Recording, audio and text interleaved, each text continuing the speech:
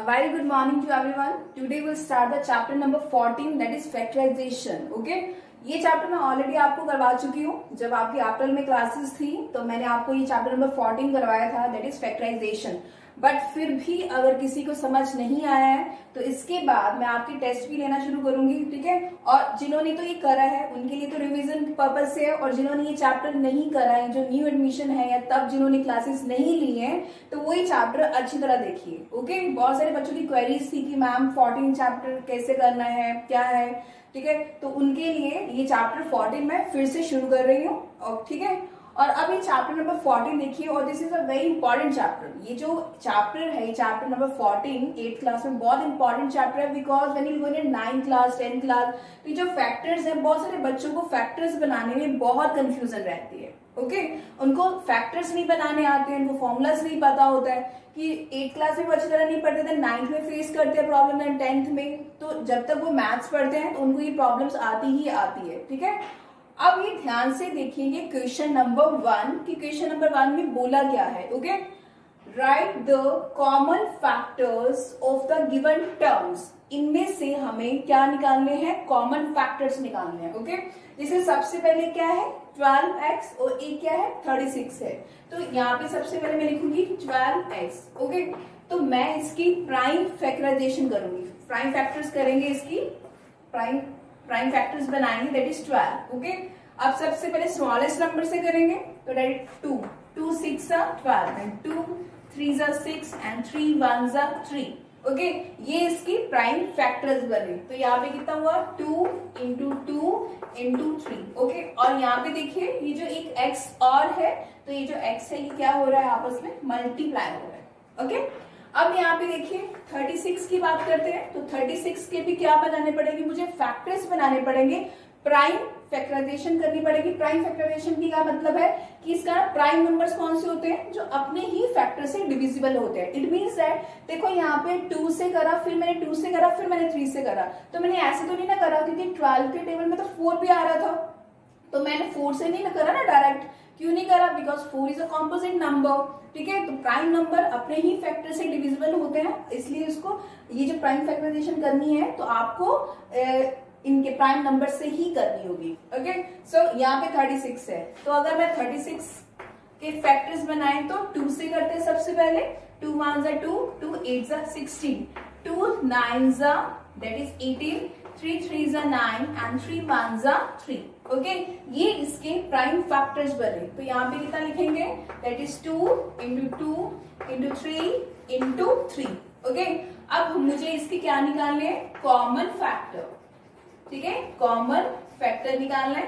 तो common factor कैसे निकालेंगे? जो दोनों में कॉमन हो, जो दोनों टर्म्स में कॉमन है नंबर, वो हम दैट इज कॉमन. ये देखिए यहाँ पे 2 है, यहाँ पे भी 2 है, तो इट मीन्स दैट एक 2 तो यहाँ पे कॉमन आ रहा है. ओके? अब यहाँ पे एक और 2 है, यहाँ पे भी 2 है, तो इसका मतलब इसको भी कर लीजिए सर्कल. एक और 2 कॉमन आ गया आपका. अब और देखते हैं, यहाँ पे भी 3 है और यहाँ पे भी 3 है, तो इट मीन्स दैट एक 3 भी कॉमन आ गया. अगर मैं ये देखूं यहाँ पे कि उसके बाद ओके यहाँ पे 3 है और एक x है, यहाँ पे x है और यहाँ पे कितना 3 है, तो कॉमन तो नहीं है ना x और 3 में. तो हम ये जो कॉमन फैक्टर्स हैं इनको मल्टीप्लाई करो. 3 2 दैट इज 3 2 6, 6 2 12. तो कॉमन फैक्टर क्या हुआ? That is 12. समझ आई आपको? फिर से बता रही हूँ, जो बच्चों ने करा है ये चैप्टर उसके लिए बहुत सही है, वो अपनी रिवीजन करेंगे इस चैप्टर की. जिन्होंने नहीं करा ये चैप्टर वो अच्छी तरह देखेंगे, बिकॉज ये बहुत इंपॉर्टेंट चैप्टर है. मैं आपको बार बार कह रही हूँ ये. ठीक है? अब यहाँ पे देखिए, अब जैसे ये है दैट इज इसका बी पार्ट है. ठीक है? तो दैट इज 2y. तो अगर 2y है, इसके फैक्टर्स लिखते हैं हम, दैट इज 2 इंटू वाई. यही तो होगा 2 into Y, that is 2 into Y, that is 2y. अगर मैं इसका 22xy के बना दूं, दैट इज 22xy के. ऑब्वियसली अगर मैं इसके प्राइम फैक्टर्स बनाऊंगी तो 2 और 11 ही होंगे, then you can say that 2 into 11. ठीक है? बट यहाँ पे x भी है और एक y भी है, then you can see x into Y. ऐसे ही तो करेंगे ना हम यहाँ पे. ठीक है? तो अब यहाँ पे देखिए एक 2 कॉमन है. अब मुझे इसके कॉमन फैक्टर्स लिखने हैं. Common factors. ओके? सो यहाँ पे देखें तो यहाँ पे 2 कॉमन है, तो यहाँ पे 2 कॉमन लिख लेते हैं. अब यहाँ पे और यहाँ पे y है, यहाँ पे 11। अब देखते हैं कि नीचे y है क्या, यहाँ पे एक y है और एक यहाँ पे भी y है, तो इट मीन्स दैट ये दोनों टर्म्स में है, तो हमारा y भी कॉमन माना जाएगा। So you can say that the answer is 2y। ठीक है, अब यहाँ पे देखिए, अगर मैं इसकी बात करूं तो यहाँ पे 3 टर्म्स दी गई हैं। ठीक है, 16x की क्यूब, फिर -4x स्क्वायर और 32x, तो इट मीन्स दैट 3 टर्म्स है ना यहाँ पे। तो करना तो प्रोसेस तो वो ही है। बहुत सारे बच्चे जब हम क्लास में पढ़ाते हैं तो अगर हम उनको 1-2 क्वेश्चन करवाते हैं तो कोई क्वेश्चन ऐसा आ जाता है जैसे 3 टर्म्स वाला, सपोज दैट मैंने आपको 2 टर्म्स वाले क्वेश्चन करवा दिए, तो 3 टर्म्स वाला आ जाता है तो बच्चे सॉल्व नहीं करते, वो सिंपल, मैम ये difficult question, this is not a difficult question. Simple क्या है, 3 टर्म्स दी गई है आपको। ठीक है, प्रोसीजर तो सेम ही रहा, कॉमन निकालने वाला। ठीक है, आप क्या करेंगे, सबसे पहले 16x क्यूब है तो इसके फैक्टर्स लिखेंगे हम 16x की क्यूब के। तो मैंने बताया है कि जब फैक्टर्स लिखने हैं तो क्या करना पड़ेगा, प्राइम फैक्टर्स बनाने पड़ेंगे, दैट इज 16x को, दैट इज 16 के बनाते हैं। Okay, that is 2 8 16, 2 4 8, then 2 2 4 and 2 1 2, ये होगा ना यहाँ पे। अब यहाँ पे फैक्टर्स लिखते हैं, that is 2 into 2 into 2 into 2, और यहाँ पे कितना है, x की क्यूब है। x की क्यूब का मतलब कि x को 3 बार लिखा गया है, मल्टीप्लाई किया गया है। So you can right x into x into x, तो ऑब्वियसली ऐसे लिखते हैं ना हम। अब हमें किसका करना है, -4x की स्क्वायर का, दैट इज -4x की स्क्वायर। तो मैं इसको ऐसे लिख सकते हैं ना, -1 into that is 2 into 2 into x into x, ऐसे लिखेंगे।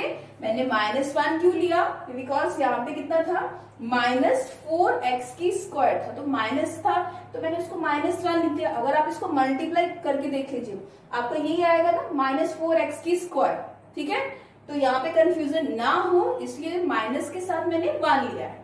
चलिए यहाँ पे कितना आया, 32x। चलिए यहाँ पे 32x की निकालते हैं, 32 और यहाँ पे x है, तो इसके भी फैक्टर्स बनाने पड़ेंगे हमें।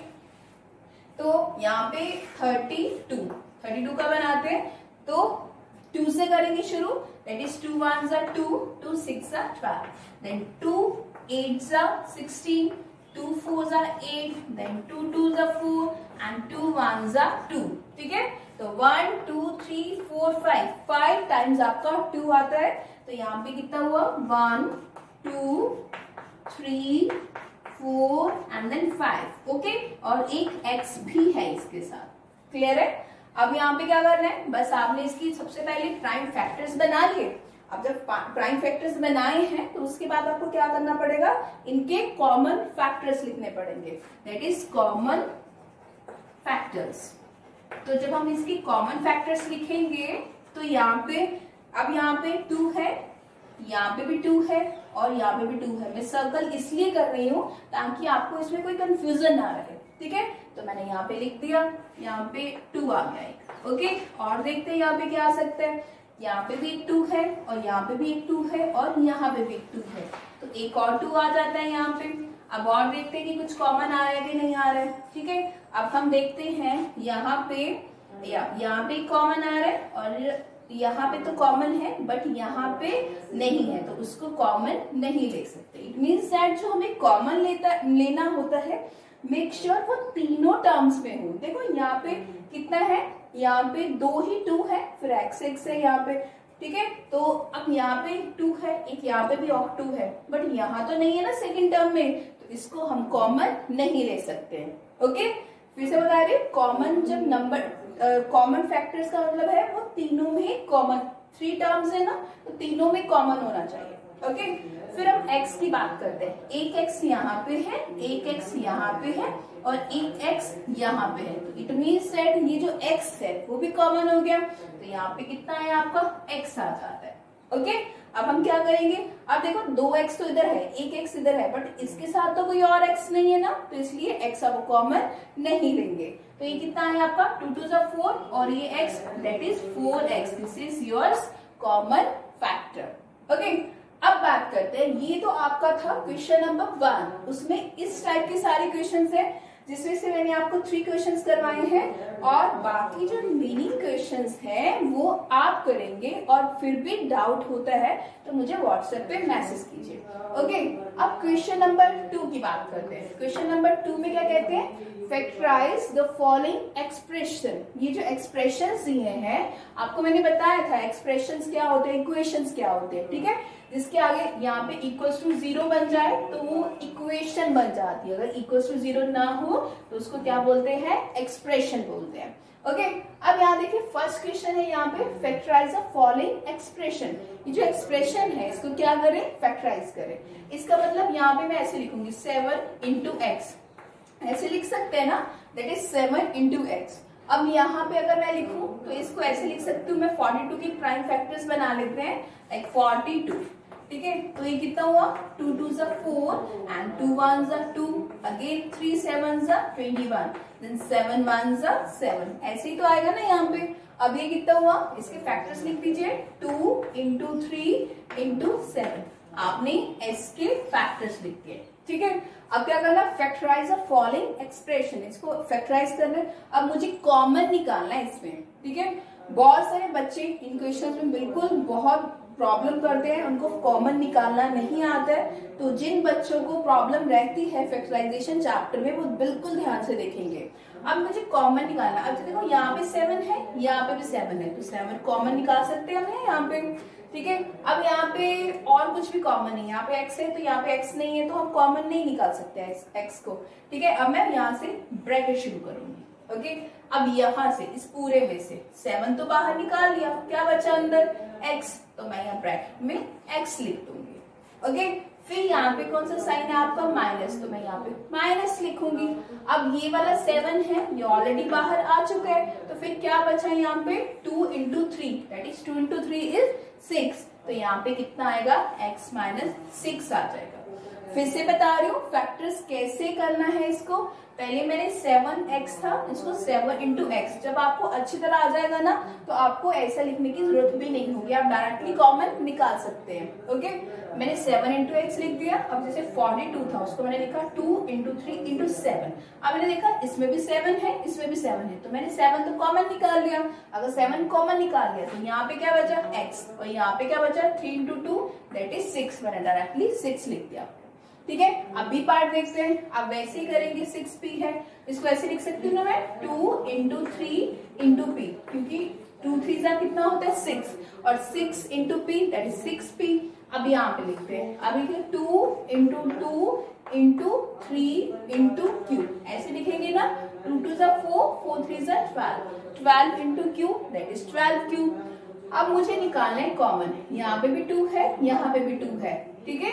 अब यहाँ पे भी 3 है और यहाँ पे भी 3 है, तो इसका मतलब क्या कॉमन आ गया आपका, 2, एक तो 2 कॉमन आ गया और एक कितना है आपका 3 कॉमन आ जाता है, सही है ना।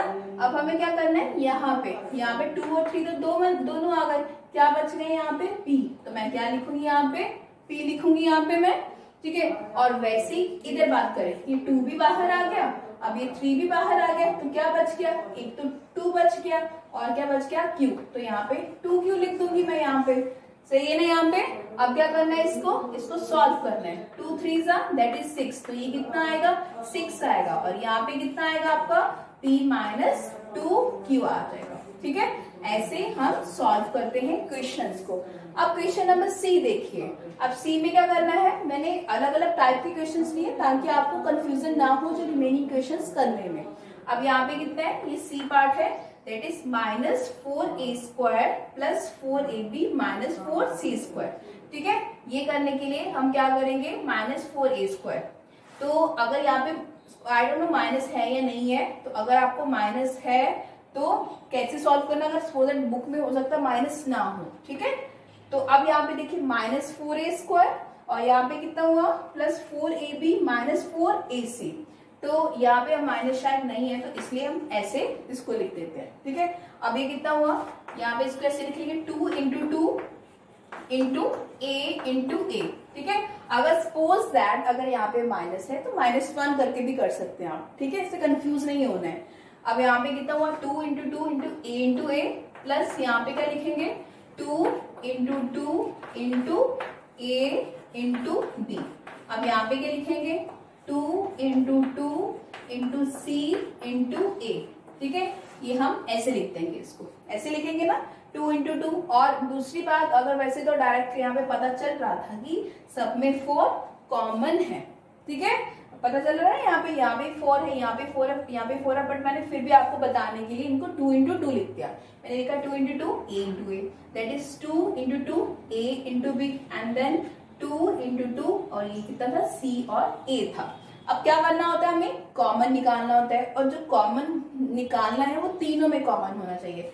यहाँ पे 2 है और यहाँ पे भी 2 2 है, यहाँ पे 2 2 है, तो इसका 2 इंटू 2 दैट इज 4। यहाँ पे 4 आपका कॉमन आ जाएगा। ओके ओके, और भी देखते हैं। यहाँ पे a है, यहाँ पे भी a है, यहाँ पे भी a है, यहाँ पे देखो a है, यहाँ पे भी a है, तो यहाँ पे भी a है। इट मीन्स दैट एक तो a भी कॉमन आ जाएगा यहाँ पे। क्लियर है। अब यहाँ पे और देखते हैं कि कुछ कॉमन आ सकते हैं क्या। यहाँ पे एक a है, बट यहाँ पे तो एक b है और यहाँ पे c है, तो इट मीन्स दैट यहाँ पे और कुछ भी कॉमन नहीं आ रहा है इसके अलावा, a के अलावा।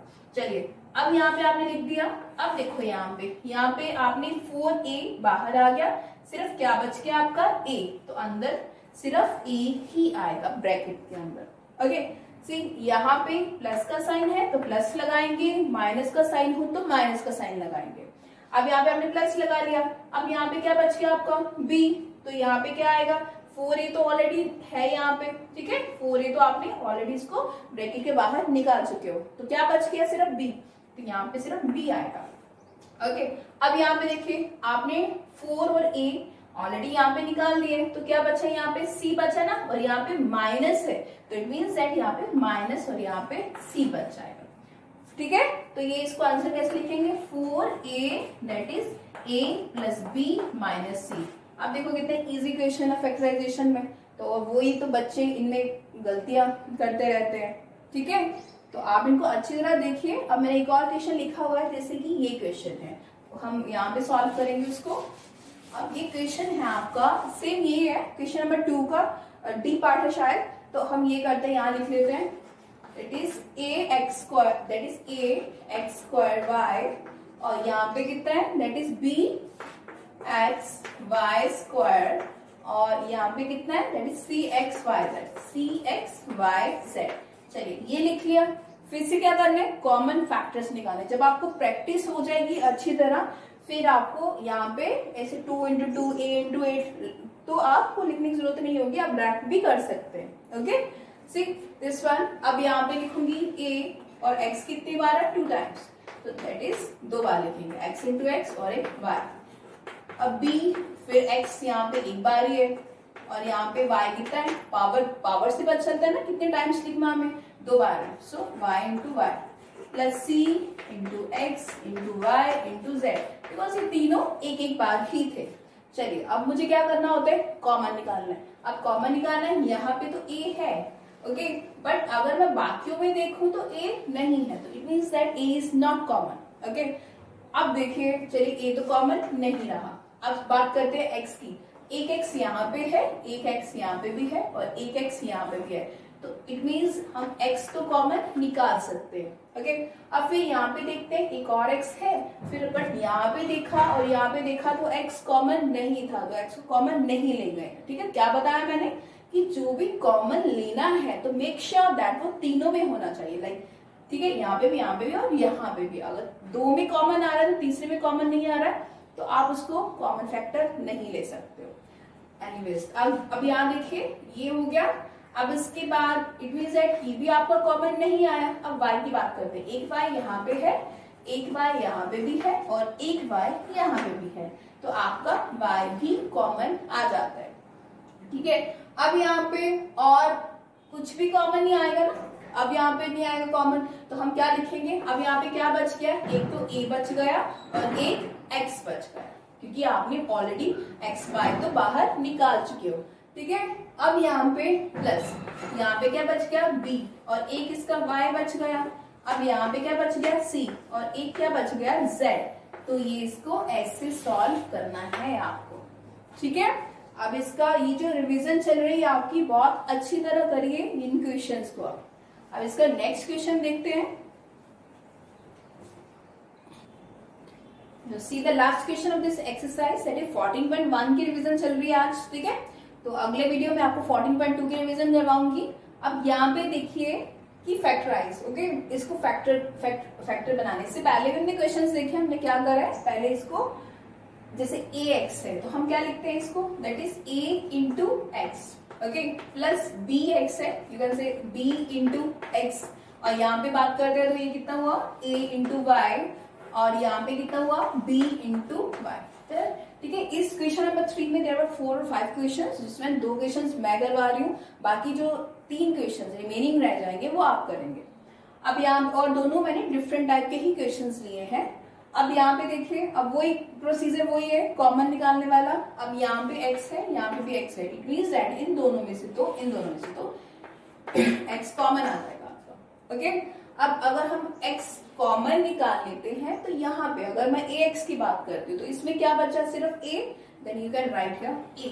अब यहाँ पे कौन सा साइन आएगा आपका, प्लस का, और ये x ऑलरेडी यहाँ पे आ चुका है, तो क्या बच गया, सिर्फ यहाँ पे b, तो यहाँ पे तो आप a प्लस बी लिख सकते हैं, ओके। अब यहाँ पे देखिए एक और बात है, जब भी 2 माइनस के साइन आ जाते हैं तो उसको कैसे सॉल्व करना, ये चीज बिल्कुल देखिए ध्यान में, क्योंकि माइनस प्लस में आप लोग बहुत ज्यादा कंफ्यूज हो जाते हो और बहुत गलतियां करते हो।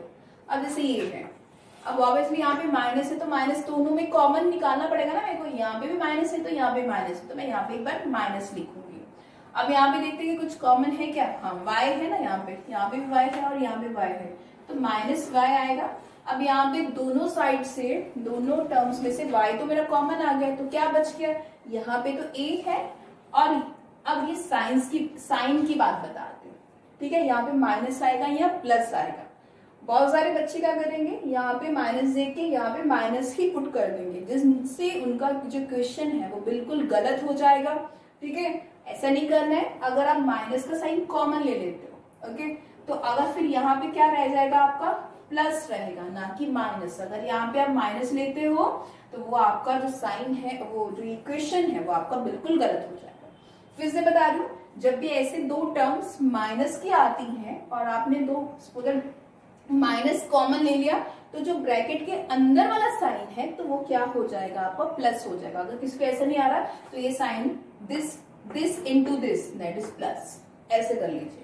सो यहाँ पे कितना रहेगा, a प्लस बी रहेगा। यहाँ तक हम आपका क्वेश्चन सॉल्व नहीं हुआ अभी, फिर मुझे क्या करना है, इनमें कॉमन देखना। अब देखो ये एक पूरी टर्म थी और एक पूरी टर्म थी, ओके, देयर आर 2 टर्म्स। अगर देखा जाए तो a प्लस बी यहाँ पे भी है, a प्लस बी यहाँ पे भी है, तो a प्लस बी को तो हम कॉमन निकाल सकते हैं। यहाँ पे कितना आएगा आपका, a प्लस बी, चलिए ये आपका a प्लस बी कॉमन आ गया। अब इस पूरे में से मैंने a प्लस बी तो निकाल लिया, तो ये क्या बच गया, यहाँ पे सिंपल x बचेगा ना आपका, तो यहाँ पे हम क्या लिख देंगे, x लिख देंगे, क्लियर है। अब यहाँ पे इस टर्म की बात करें तो यहाँ पे भी a प्लस बी तो ऑलरेडी मैंने यहाँ पे निकाल चुकी हूँ, तो सिर्फ क्या बचा यहाँ पे, y बचेगा। तो यहाँ पे, और ये माइनस का साइन है तो माइनस ही आएगा, यहाँ पे प्लस का साइन होता तो प्लस ही आता है यहाँ पे, ठीक है। तो यहाँ पे क्या बच जाएगा, तो दिस इज योर आंसर। तो एक्सिस को फैक्टर्स बनाते हैं। एक और क्वेश्चन लिया मैंने, 5th क्वेश्चन है, तो यहाँ पे भी सेम वही प्रोसीजर है। आपको क्या करना है, see that is z minus 7, okay, और यहाँ पे कितना है, 7 इंटू एक्स इंटू वाई, और यहाँ पे क्या लिखेंगे, x into Y into Z, ऐसे लिखते आए हैं हम पहले। अब क्या निकालना है हमें, कॉमन निकालना है। अब कॉमन की बात करें तो अगर यहाँ पे कितना हुआ, 7 माइनस जेड है, और यहाँ पे 7 माइनस जेड है, इसको एज इट इज एक बार 7 माइनस जेड रहने दीजिए, ओके, क्योंकि इनमें कुछ भी कॉमन नहीं है, ठीक है। तो इनको एक बार आप ब्रैकेट में ले सकते हैं, इसमें कुछ भी कॉमन नहीं है। तो अब यहाँ पे बात करें तो यहाँ पे आपका 7 तो कॉमन नहीं आ रहा है। अब यहाँ पे देखते हैं, यहाँ पे एक x है, यहाँ पे भी एक x है, तो मीन्स दैट आप x कॉमन निकाल सकते हैं, ओके। अब यहाँ पे आ गया y, यहाँ पे भी y है और यहाँ पे भी y है, तो आप y भी निकाल सकते हैं। और अंदर क्या रहेगा आपका, यहाँ पे दैट इज 7, और यहाँ पे माइनस का साइन है, और यहाँ पे क्या रहेगा, 7 माइनस जेड रहेगा, ओके। अब फिर देखिए, अब थोड़ा सा आप कंफ्यूज हो जाओगे, क्योंकि यहाँ पे तो एक और चीज है, अगर यहाँ पे z माइनस 7 है तो यहाँ पे भी क्या आना चाहिए आपका, z माइनस 7 ही आना चाहिए। वो करने के लिए हम क्या करेंगे, यहाँ पे देखो, यहाँ पे z माइनस का है, बट यहाँ पे तो z प्लस का है ना, और यहाँ पे 7 माइनस का है, बट यहाँ पे 7 प्लस का आ रहा है। तो उसको करने के लिए z माइनस 7 को तो आप एज इट इज लिखेंगे। अब ये जो टर्म, ये वाली टर्म है, इसको पूरी को हम माइनस से मल्टीप्लाई कर देंगे। ठीक है, किसको? इस पूरी को, क्योंकि मुझे यहाँ पे क्या लेके आना है, z तो प्लस का लेके आना है, बट 7 किसका लेके आना, नेगेटिव का। वो करने के लिए मुझे इस पूरी को माइनस से मल्टीप्लाई करना पड़ेगा। जब मैं करूंगी तो ये माइनस, ये भी माइनस हो जाएगा ना, प्लस का साइन, प्लस माइनस माइनस। यहाँ पे कितना आया xy, और यहाँ पे कितना आएगा 7 तो माइनस का हो जाएगा और z प्लस का हो जाएगा, इसलिए z को पहले लिख रही हूँ और इसको बाद में लिख रही हूँ। ठीक है, तो यहाँ पे अगर लिखना है आपको, मैं आपको थोड़ा बता देती हूँ, मल्टीप्लाई बाय -1।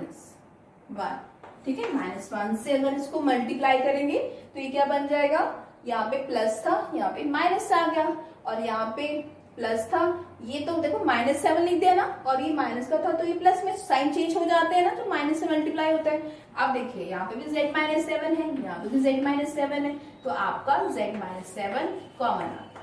ठीक है, अब यहाँ पे बात करो, चलिए एक और चीज है, अगर आपको यहाँ पे कंफ्यूजन होती है, आप एक बार ऐसा कर लीजिए, इसको मैं 1 इंटू z लिख सकती हूँ ना, क्योंकि 1 into z that is z, और यहाँ पे 7 इंटू 1, तो इसमें क्या है, 1 कॉमन है।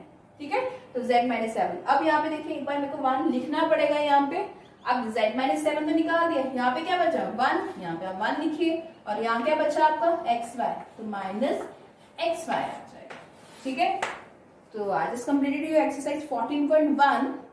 अच्छी तरह करिए अपनी कॉपीज में, जिन्होंने नहीं करी है तो वो अपनी फेयर कॉपी में कर लीजिए, जिन्होंने कर ली है वो एक बार अपने आंसर्स भी ला लीजिए और रिवीजन करिए, ताकि आपको इन क्वेश्चन में कोई भी प्रॉब्लम ना हो। Okay, thank you.